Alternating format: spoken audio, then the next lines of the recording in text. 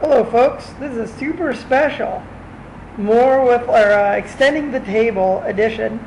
It's a special one, so this is not part two because I didn't cook with rice this weekend, so this doesn't count in my food blog, but I thought it was something I'd share anyway from the good old trusty extending the table book. Again, if you don't have one, you should get one. I also tried to dress a little bit more appropriately today with wearing this scarf. So what we made was quesadillas entirely by scratch. Never done this before in my life. So, yeah. So the first thing we want to talk about is making salsa. All right. So, if you ever more with less book, please go to page 284. Okay. There you will see Mexican salsa. Alright, now, basically do as what they say. Biggest difference I had was that after you make it, you want to refrigerate this bad boy for a long time. Also, when we're talking about mixing everything together, here's what you really do. It makes it awesome. Get a blender, put each individual ingredient in one at a time, quickly chop. Don't do for more than like 5-10 seconds. You know, boom, boom, boom, boom. Quickly do it, put it in a bowl, each individual thing, mix that really up together real well. Like what they say here, do that real quick. Now here's the special part that makes it awesome.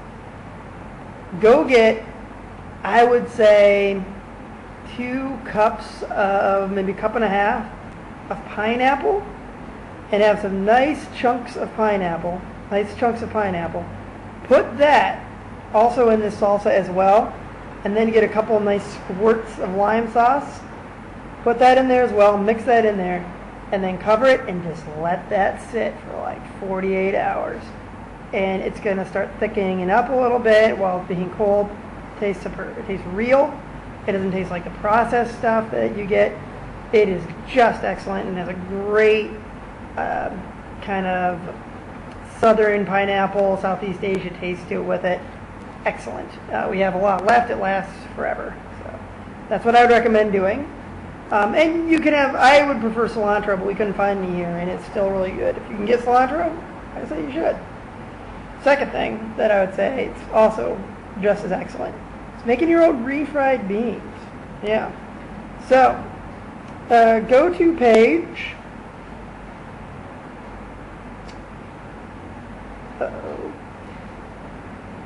I'll tell you which page to go to in a minute.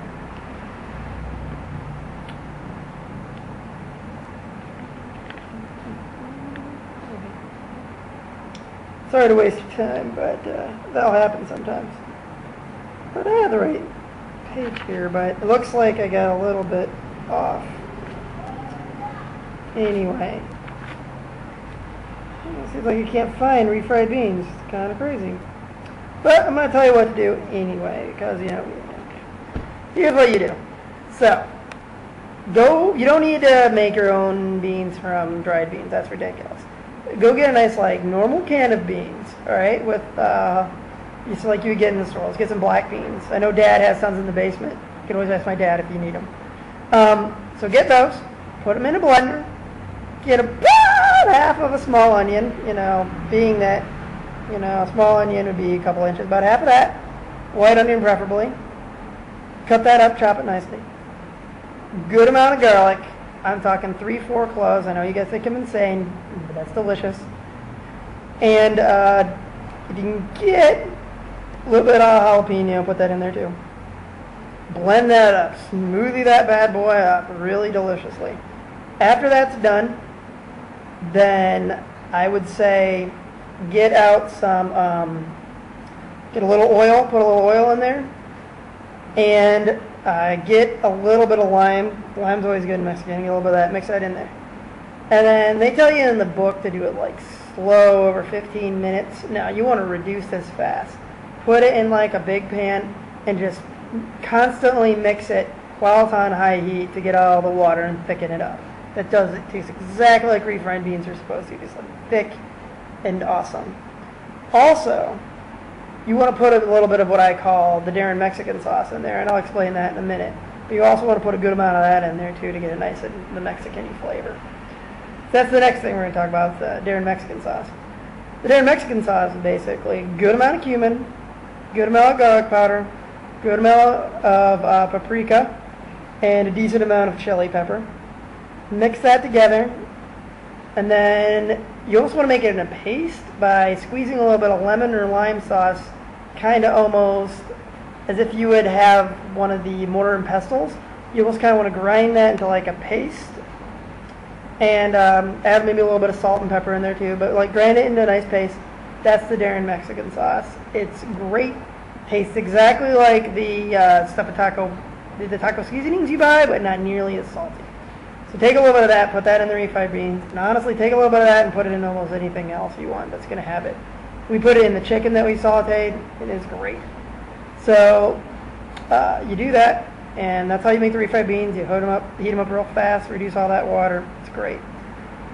Final thing we did, which I don't know if I'd recommend doing unless you have a lot of time, and it's good, but it takes a lot of time, is making your own tortillas. To do it, I would actually follow the recipe on page 48 for Indian the Indian flatbread, not the flour one they have in there, the chapati recipe.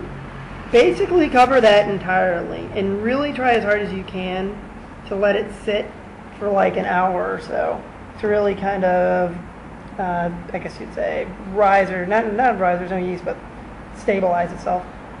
After that, then make sure when you're kind of doughing the balls in your hand to make them out, you want to kind of individually stretch out that dough after you kind of make it into a circle to make it so it's a nice kind of flat circular shape to start with. Put that down and then slowly turn it and extend it out. So like you take the bread, you put it down, you take the roller and you slowly go, turn a little bit, slowly go, turn, slowly go, around in a circle, and then it's going to slowly kind of all nice and evenly expand it to like a pretty good circle that you can get. Get it as thin as you possibly can. Don't rip it obviously, but then get it as thin as you can. And then on a skillet, put some oil down on there, real nice little coat, not a whole lot, and high heat, and just flash cook those things. If they brown a little bit, that's okay. It's exactly what you want to do. Then you made your own flour tortillas. And they're pretty good, and they're way healthier again. This whole entire meal, what I was impressed about the most was you want to add some salt to make it good, but compared to what you would get usually at Taco Bell or any sort of Tex-Mex, it's way healthier. There's not that much salt. It's way more natural tasting. So anyway, there's a few pictures up here to show you what we did. Highly recommend it. It's delicious food. Maybe not with rice, but who cares? See you later.